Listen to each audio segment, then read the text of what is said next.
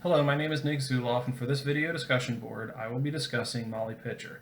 The story of Molly Pitcher, like many in early American lore, is one rife with mythology and early nationalist fervor. There's not a single historical figure by this name.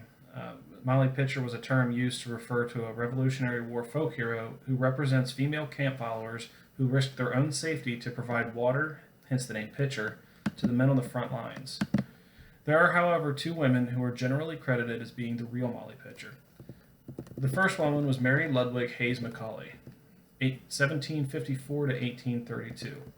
Mary was most likely born in New Jersey and moved to Carlisle, Pennsylvania in 1769 to work as a domestic servant in the home of General William Irvin. On July 24th of the same year, Mary was wed to a local barber by the name of William Hayes. William enlisted in Proctor's artillery in service to the American colonies in December of 1775. William re-enlisted with an infantry regiment in 1777 under General Irvin, with whom he wintered at Valley Forge. It is unclear exactly when Mary began to accompany her husband's regiment, but scholars believe she moved back to her home in New Jersey before unofficially joining his unit. At the Battle of Monmouth, fought on June 28, 1779, William's unit was heavily engaged and the heat of the battle was unbearable. Mary braved the heat and enemy fire to shuttle water to her husband and his comrades. According to popular legend, William was injured and unable to operate his cannon. Mary set aside her pitchers and assumed her husband's position on the cannon crew. Private Joseph Plum Martin, a veteran of the battle, wrote in his memoirs about Mary's encounter. He says, "A woman whose husband belonged to the artillery and who was then attached to a piece in the engagement attended with her husband at the piece the whole time. While in the act of reaching a cartridge and having one of her feet as far before the other as she could stemp, a cannon shot from the enemy passed directly between her legs without doing any other damage and then carrying away the lower part of her petticoat. Looking at it with apparent unconcern, she observed that it was lucky it did not pass a little higher, for in that case it might have carried away something else," and continued her occupation.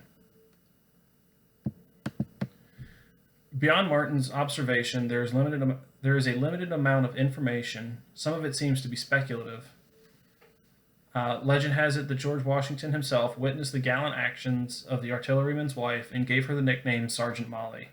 Other accounts say Washington commissioned her as a lieutenant and provided her with half pay for life. She allegedly wore a jacket with epaulets denoting her rank and was referred to as Captain Molly. There is no evidence to support these claims, and it seems unlikely that Molly was commissioned as an officer in the Continental Army. Following the war, the Hayes returned to Carlisle, where William later died, and Mary remarried to John Macaulay. In February of 1822, Mary was awarded a pension for her services in the Revolutionary War.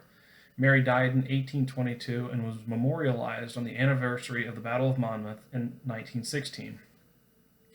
The second Molly Pitcher was Margaret Corbin, 1751 to 1800, also the wife of an artilleryman. In a very similar story to Mary Ludwig, Margaret joined her husband, John, as a camp follower. In November of 1776, Margaret, dressed in men's clothing, joined John on his cannon crew at Fort Washington on Manhattan Island. John was killed while battling the British, and his wife, also referred to as Captain Molly by some, continued to fire the gun until she too was seriously wounded. The British were victorious and took the wounded Margaret prisoner. When Margaret was released, her wounds and widow status landed her on hard times. She was allowed to join the Invalid Regiment at West Point, where she assisted in caring for wounded soldiers. After the war, Margaret was allowed to retire from the Army with a pension. Margaret died in 1800, and in 1926, her remains were moved to West Point, where she was buried with full military honors. A plaque at Fort Tryon Park in Manhattan hails her as, quote, "the first woman to take a soldier's part in the war for liberty." Molly Pitcher was a name shared by Ludwig and Corbin, along with many other brave women who served in the Revolution. While there may not be anyone by the actual name Molly Pitcher, she is nevertheless an American hero, embodied by the brave actions of a few women who risked their lives in service of their new nation. Molly Pitcher is a symbol of American principles and an important part of the story of our nation's birth. Thank you.